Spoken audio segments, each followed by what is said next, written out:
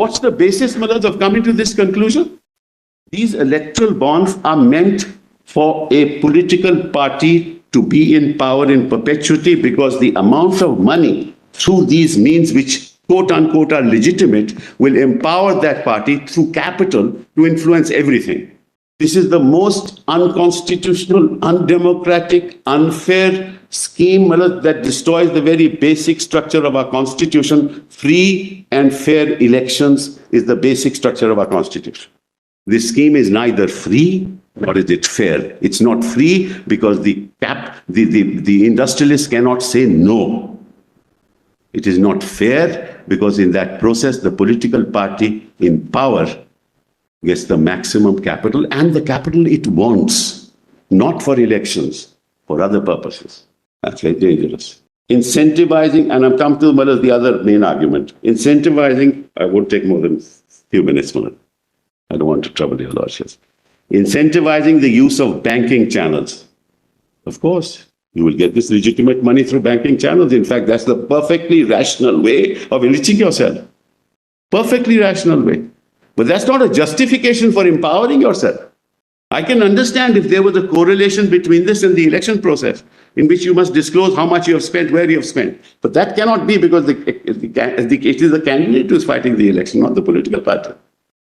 As far as persecuting the person who has been given the money by that party to an opposite party, they will be persecuted. But why will they be persecuted? Well, let me tell your lordships. Just to tell your lordships what the reality is. A big industrialist who has enormous power will give it to all political parties. And the party of the center will never hold it against that industrialist. Because everybody is benefited. The system enjoys this money. Enormous capital to the party that is in the center, and small little donations to the others. And everybody knows about it. It's not a secret. So there'll be no retributions. That why did you give it to that party? Because you've also got the maximum.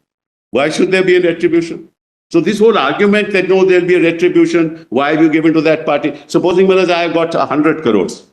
I get 100 crores, but the donation shows that he has given 500 crores. I know that 100 crores come to me, 400 crores have gone somewhere else. And if, Maharaj, for the 100 crores, the quid pro quo is 4, 5, 6 instances, then out of 400 crores, why should the retribution be more than just 4, 5, 6 instances? The same logic will apply. Same logic will apply. So why are you protecting those, Malaj? And the most serious part, Malaj, which I said earlier, that I will never be able to go to a court of law. What you're doing is giving a protection to corrupt transactions by not putting that information in the public domain, because I will never know. So, Malaj, how do I move forward? Where do I go? I can't file an FIR because I don't know. I'll be subject to defamation. I can't go to court. I have, under 156(3), I'll have to go to, I'll have to give some data. I don't have the data. So what court order are we talking about? Don't shield the process of corruption itself by allowing this to go on. If you want to deal with corruption, the first thing to do is to quash this scheme. This is the surest way for political perpetuity. Having said that, just 5 more minutes. Then, Maharaj, the respondents argue that EBS is a matter of financial economic policy. It certainly is not. It deals with elections, nothing to do with financial policy. In fact, the EBS and amendments on which it is based changes the very ground rules of the electoral process. The very ground rules, which negates any presumption of constitutionality and on the contrary requires heightened judicial scrutiny. That's the answer to that question of financial and economic policy.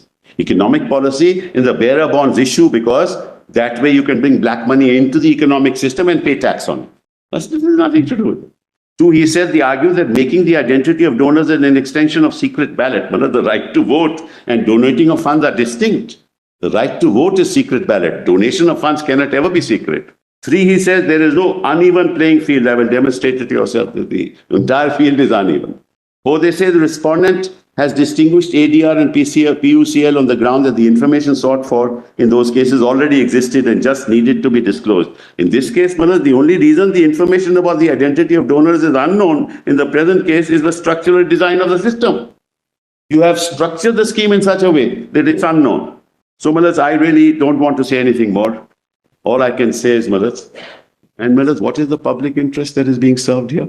I don't understand what the public interest is. Public interest not to know, not to disclose. And who are you protecting?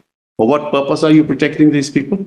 You are actually protecting yourself because you know who has donated. It is self-protection, self-preservation, self-perpetuity.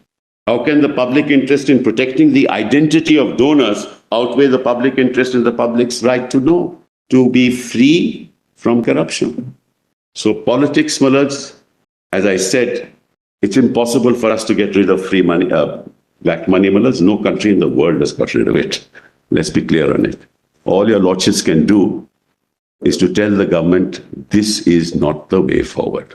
You want to deal with it in a way that is transparent, that gives us the confidence that it is not for you, it is for the larger public interest.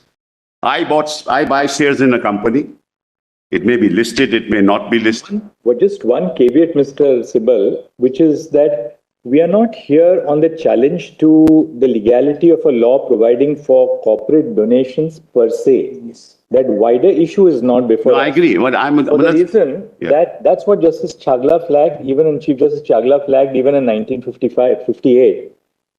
He said there should be no corporate donations, but we are not really dealing with that. So I'm not on that. Really into that area at all, because 293 anyway allowed. Well, I'm not on that. So, I'm on a wider on what you said in the latter part of your formulation, without the consultation and the approval of the shareholders. That's the point. Yes. That's the point. That's why I said. Otherwise, the broader philosophical perspective that allowing corporate donations is really permitting some form of quid pro quo. No, Malad, I'm not on that because my learned friend has argued that broad area here, because in that sense, the moment we accepted 293, our society legitimized corporate quid pro quo.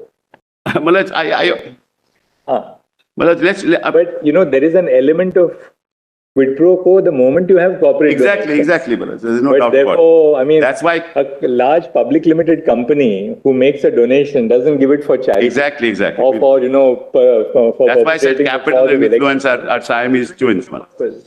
So we shouldn't really in that. I'm not going there, Malaz. I'm not. That's why I said that what you're doing in this process is that you are allowing through the electoral bond process to not inform the shareholder as to how his money is going to be spent, right? And that's a very serious issue because he is invested in the company, not for the purposes of donating to X and Y. That's the third concept. The fourth is even more important.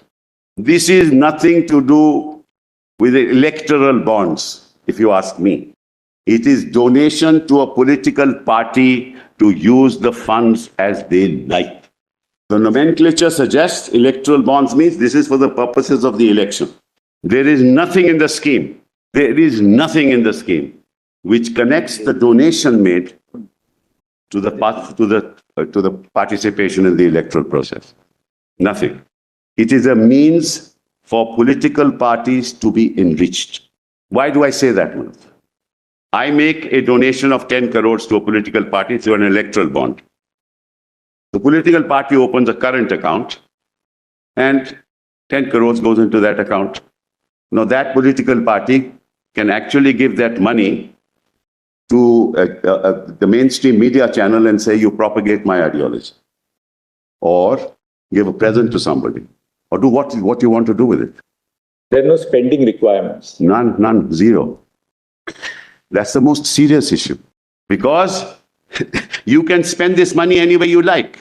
You can build your offices. You can build your offices all over the country with that money. You can set up a whole network throughout the country with that money. You can use advertising campaign for whatever you like with that money. Show your face 20 times a day. And see the nexus. The corporate sector gives money to the political party. The political party and the corporate sector owns a media house. Just look at the nexus. The corporate donor owns the media house. The corporate donor gives it to the political party. The political party uses the media house. No questions asked. What are you hinting at, Mr.? I'm sorry? What are you hinting at? You close the account, that's the end of the matter. You get the money, close the account, but that's it, and then you spend it the way you want. Well, this is not a scheme for I can understand.